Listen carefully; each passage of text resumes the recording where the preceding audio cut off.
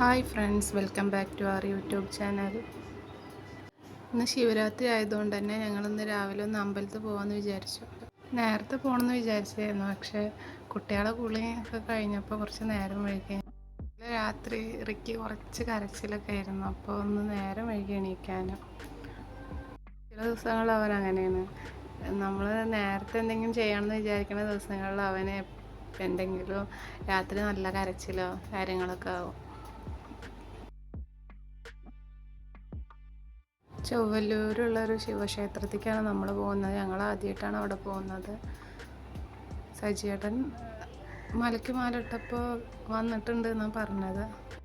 ഞങ്ങൾ ആദ്യമായിട്ടാണ്, ഞാനും മക്കളും ആദ്യമായിട്ടാണ് ഈ അമ്പലത്തിൽ വരുന്നത്.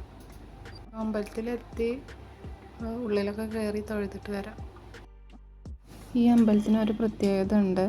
ഞാൻ അമ്പലത്തിൽ കയറിയപ്പോഴാണത് ശ്രദ്ധിച്ചത്. ഈ അമ്പലത്തിൽ ശിവകുടുംബ സാന്നിധ്യമാണുള്ളത്. ഇവിടുത്തെ പ്രതിഷ്ഠകൾ ശിവൻ, പാർവതീദേവി, അയ്യപ്പൻ, മുരുകൻ, ഗണപതി എന്നിവരൊക്കെയാണ്.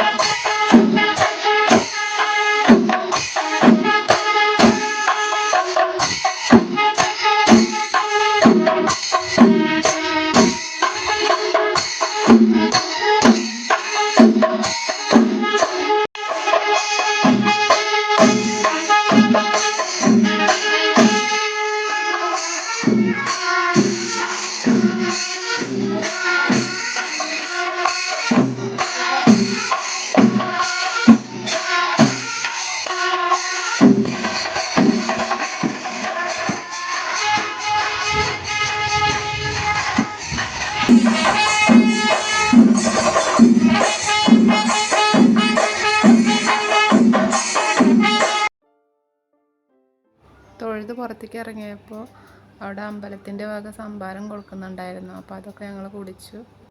നല്ല സംഭാരമായിരുന്നു. പിന്നെ ചൂടുകാലത്ത് നല്ലതല്ലേ സംഭാരമൊക്കെ കുടിക്കുന്നത്.